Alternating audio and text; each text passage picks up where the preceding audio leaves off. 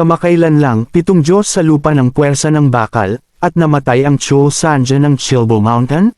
Mayroong iba't ibang mga alagad dito sa Goryeo, ngunit iilan lamang sa kanila ang mga kwalipikado at mabubuting tao. Ang 7 Diyos sa lupa, umangat sa kanilang posisyon dahil sa kanilang mga natatanging pagganap. Ayon sa nabubuhay na alagad ng mga Diyos sa lupain, isang binata at isang matandang lalaki ang dumating upang makita ang mga Diyos sa lupain. Sinabi nila na nabuksan na nila ang Huanyu Martial Arts. Ito ay isang kombinasyon ng magic at martial arts. Ito lang ang teknik na makakapatay sa mga Diyos ng lupa.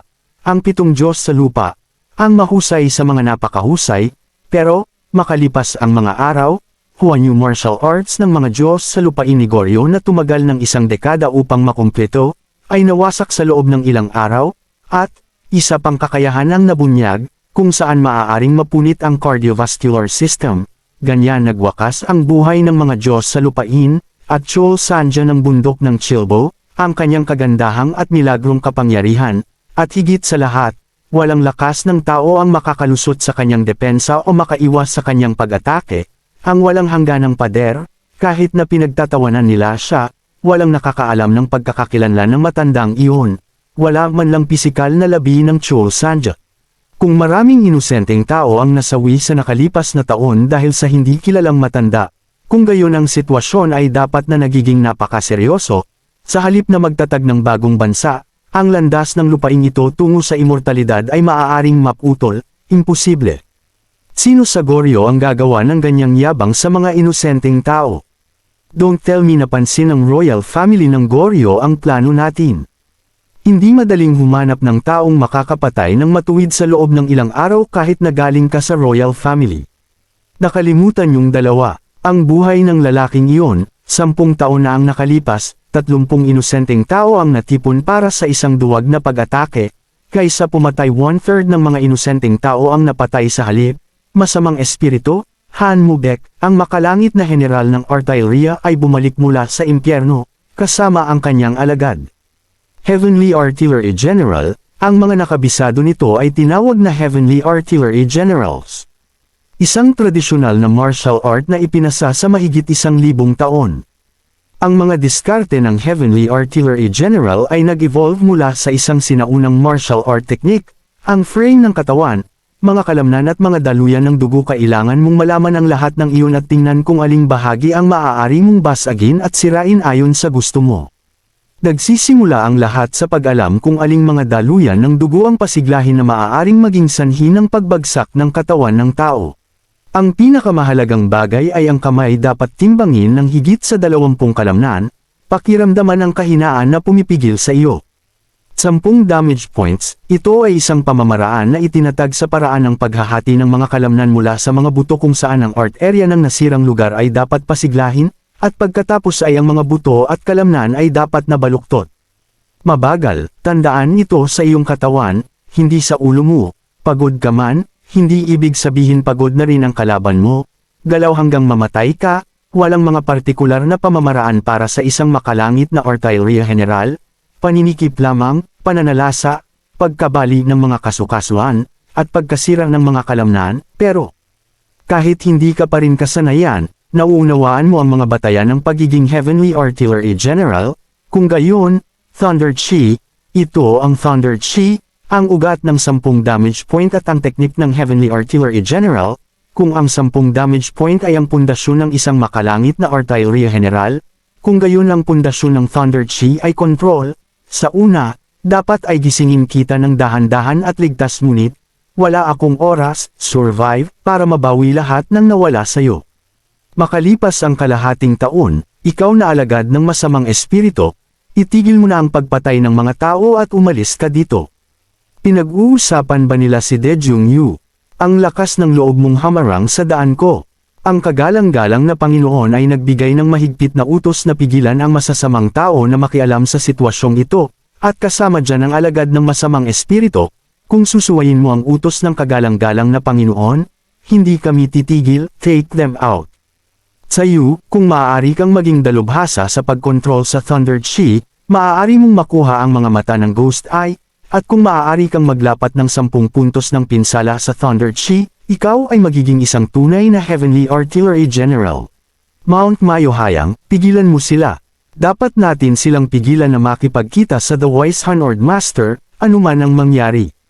Dumadaloy na mga ugat ng dugo, ito ay isang paggalaw ng dugo sa daluyan ng dugo ng katawan ng tao, ang pagpapasigla nito ay magdudulot ng matinding sakit at magiging dahilan ng pag-ikot ng mga kalamnan sa kanilang sarili.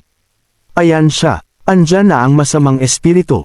Kailangan natin siyang ibagsak, dapat natin siyang pigilan sa pakikipagkita sa The Wise Hanord Master.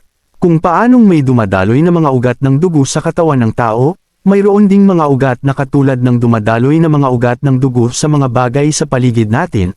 Kung pasiglahin natin ang gitna ng mga ugat na iyon gamit ang Thunder Chi, masisira pa natin ang isang malaking bundok, tumigil ka dyan.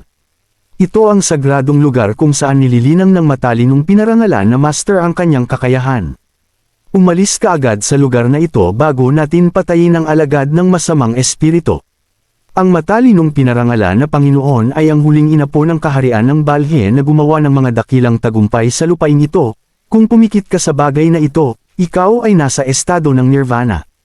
Ito ay isang bagay na nangyari 10 taon na ang nakakaraan, kaya tanggalin mo ang galit mo, kaya mo ba yan? Sa'yo, kung makikialam ka, ang kanilang sama ng loob ay maaaring maging isang habang buhay na pasanin sa iyo.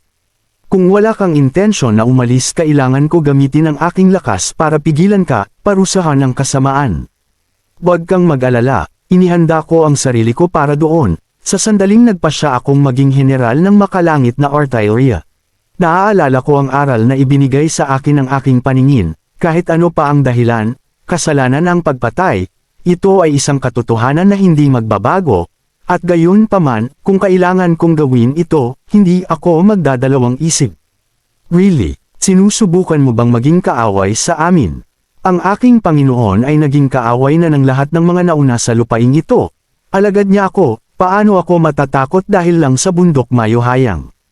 Ay impossible. Thunder Chi, Third Ghost Eyes. Sinabi mo bang tanggalin ko ang galit ko?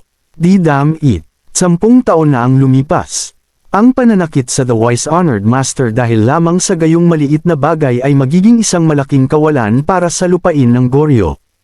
Tingnan natin, you bastard, makalipas ang 10 taon, mapapatawad mo ba ang aking alagad na nagpabago ng iyong binti sa ganoong hugis? Masyado na tayong nagsayang ng oras para sa mga walang kwentang bagay na ito. Terena, sa 3 ermitanyo, oo, Master, sa you, hindi madaling sakta ng isang tao. Tandaan ang takot na iyon. Kung hindi mo alam yan, hindi ka mag-i-improve. The Hermit's Cave, sa iyo ito ay isang perpektong lugar para sa iyong pagsasanay. Ang bayok-bugdan na kinakain ng 3 ermitanyo ay magiging pagkain mo. Sa hinaharap ang 12 ng mga nagniningning na marmol sa dingding ang magiging gastos para sa iyong huling paglalakbay. Pinaglalaroan tayo ng mga taong yan. Ito ay mabuti sa iyo dahil kapag nagawa mong basagin ang malaking batong iyon, ikaw ay ganap na magiging Heavenly Artillery General. 10 taon na ang lumipas, so 10 years na, tama, hinintay kong dumating ang araw na ito. Yung batang yun, maganda ang pangangatawan niya, ikaw ba ay alagad ng masamang espiritu? Ngunit dinala mo siya dito, kaya parang hindi gaanong mahalaga sa iyo ang buhay ng iyong alagad. Alam ko na ang lugar na ito ay tinatawag na yungib ng mga ermitanyo. Alam ko rin na ang lugar na ito ay ang pinakamagandang lugar para sanayin, kaya't papatayin ko kayong lahat gamit ang sarili kong mga kamay, at pagkatapos nito ay hahayaan ko siyang magsanay dito, dahil sa dakilang megalit na nakaharang sa pasukan, wala nang makakakita pa ng liwanag ng mundo, ngunit ano ang ibig mong sabihin sa pagpapalam sa kanya sa pagsasanay dito?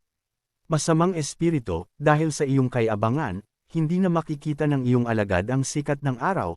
Salamat sa pag-aalala mo sa aking alagad, ngunit hindi ito dapat alalahanin ang isang taong malapit ng mamatay. Wala akong masyadong oras, kaya simulan na natin ito ngayon. Simula nung sinimulan mo ito ayon sa gusto mo, ako ang magtatapos nito.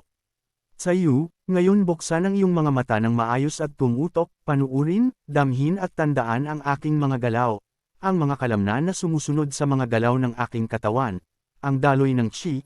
Kahit ang pinsalang natamo ko, mula ngayon, lahat ng mangyayari dito ay magiging isang mahalagang karanasan para sa iyo.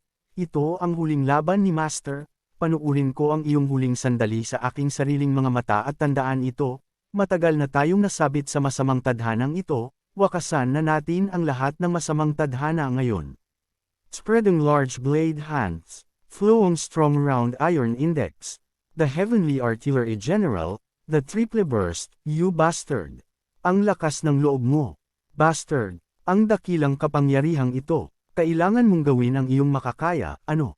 Kung ayaw mong mamatay ng walang kabuluhan. At dito na natatapos ang Kabanata 4, abangan ang susunod na kabanata kung saan matapos makapagdesisyon ang ating bida na lumabas na sa Hermit's Cave makalipas ang 10 taong pagsasanay, please huwag kalimutan mag-like at subscribe, maraming salamat mga ka-LT.